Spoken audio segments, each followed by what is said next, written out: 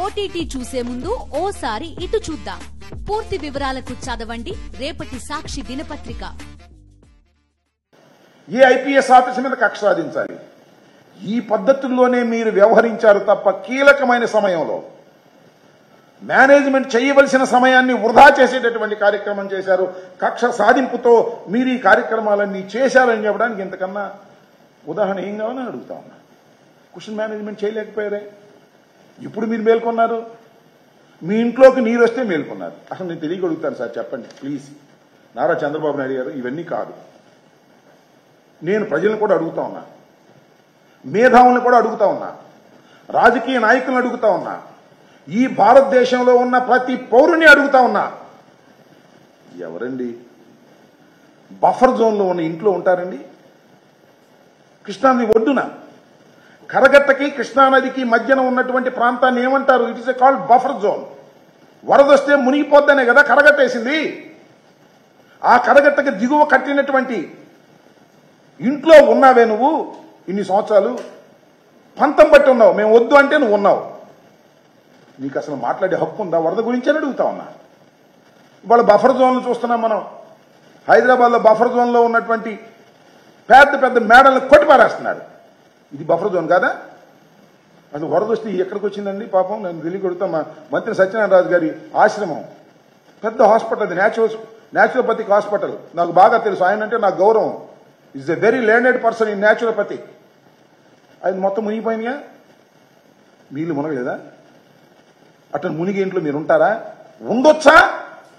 ఒక ముఖ్యమంత్రి, ఉమ్మడి రాష్ట్రానికి ముఖ్యమంత్రిగా చేసినటువంటి వ్యక్తి, విజన్ ఉన్నటువంటి వ్యక్తి, బఫర్ జోన్లో ఉన్నటువంటి ఇంట్లో నువ్వు ఉంటూ ఇవాళ నీతి వాక్యాలు చెప్తున్నావు. జగన్మోహన్ రెడ్డి గారి దుర్మార్గుడు అంటున్నావు.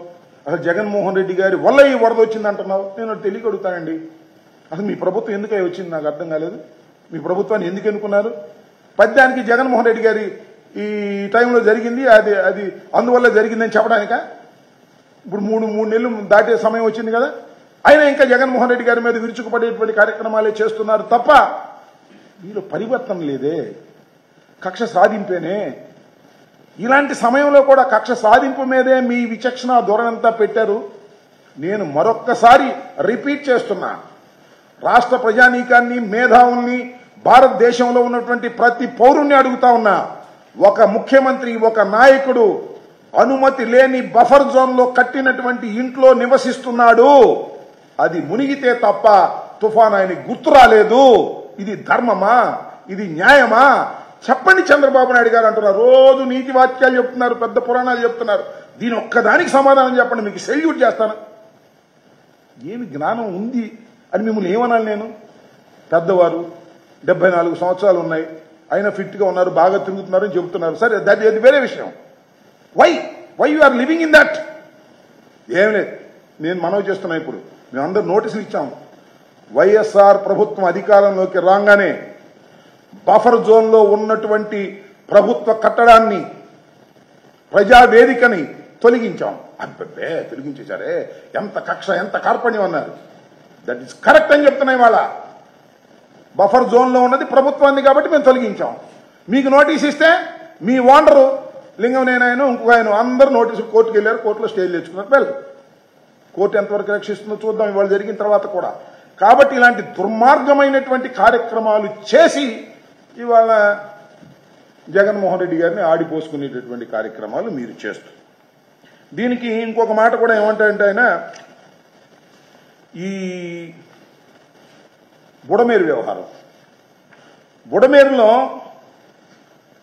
కేవలం జగన్మోహన్ రెడ్డి గారు బుడమేరుని నెగ్లెక్ట్ చేయటం వలన ఇది జరిగింది అనేటువంటి మాట పదే పదే చెప్తున్నారు, నమ్మించే ప్రయత్నం చేస్తున్నారు.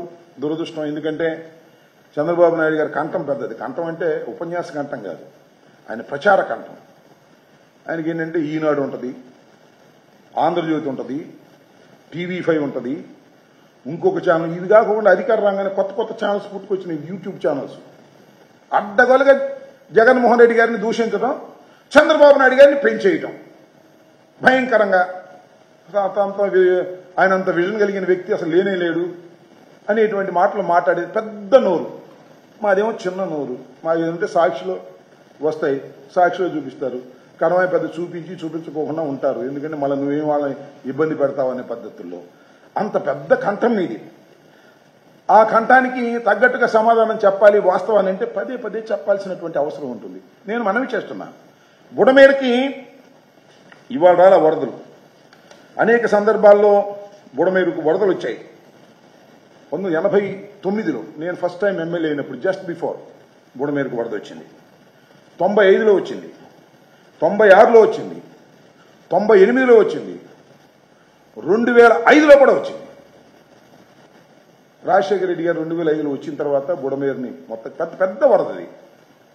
నాకు తెలిసి subject to the correction 70,000 cusecs వరద వచ్చింది బుడమేరుకి. అప్పుడు విజయవాడ మునిగిపోయింది. ఇది ఏం చేయాలి అనేటువంటి దాని మీద ఆలోచన చేశారు. బుడమేరు డైవర్ట్ చేయాలి. ఎక్కడ డైవర్ట్ చేయాలి? ఒక కమిటీ వేశారు, కమిటీ రిపోర్ట్ ఇచ్చారు. బుడమేరు మీద అదేది ఒక రెగ్యులేటరీ ఉంది, వెలగనేరు రెగ్యులేటరీ. దట్ ఈజ్ 1960లో కట్టినటువంటి రెగ్యులేటరీ. ఏదో మేము చిన్నప్పుడు 58లో నేను పుట్టాను, అప్పుడు కట్టాడు. ఇప్పుడు చాలా సంవత్సరాల క్రితం ఒక వెలగనేరు అనేది రెగ్యులేటర్ కట్టారు. వాళ్ళు ఏం చెప్పారంటే, దీన్ని బుడమేరు వచ్చి విజయవాడ మీద పడి విజయవాడ నుంచి వెళ్లి అది కొల్లేరులో కలుస్తుంది.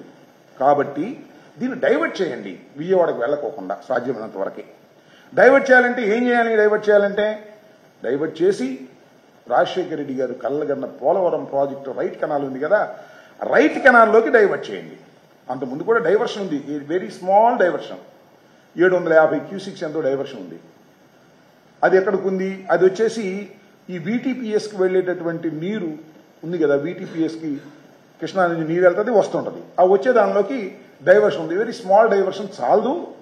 ఎలాగూ రాజశేఖర రెడ్డి గారు లాంటి మహానుభావుడు పోలవరానికి సంబంధించి రైట్ కెనాల్ని పెద్ద ఎత్తున తీసుకున్నారు కదా, అది 17,000 క్యూసిక్కి సంబంధించింది. దానిలోకి ఒక 37,000 క్యూసిక్స్ని డైవర్ట్ చేసేటటువంటి కార్యక్రమం చెయ్యాలి అనేది ఒక ప్రపోజల్ కమిటీ దగ్గర నుంచి వస్తే, రాజశేఖర రెడ్డి గారు 241 కోట్ల రూపాయలు ఆ డైవర్షన్కి శాంక్షన్ చేసినటువంటి మొదటి వ్యక్తి చంద్రబాబు నాయుడు గారు కాదని మనవి చేస్తున్నా. రాజశేఖర రెడ్డి గారే బుడమేరుని ఆలోచన చేసి విజయవాడ మీద పడకోకుండా దాన్ని నివారించి దాన్ని తీసుకొచ్చి కృష్ణా రివర్లో కలపడం కోసం పోలవరం రైట్ కెనాల్ని ఉపయోగించుకోవాలి. పోలవరం రైట్ కెనాల్లోకి పడితే ఆ రైట్ కెనాల్ ఆటోమేటిక్గా మన VTPS కెనాల్ ఉంది కదా దానిలోకి వస్తుంది, దాని నుంచి ఈ కృష్ణానదిలో కలుస్తుంది, కొంతవరకు డైవర్షన్ అవుతుంది. ఏదైనా మిగిలింది కొద్ది గొప్ప ఉంటే that can be release to the Vijayawada మీదుగా వెళ్లేటటువంటి దానిలో మనం చెయ్యొచ్చు అనేటువంటి ఉద్దేశంతో 241 కోట్ల రూపాయలు ఆయన చేశారు.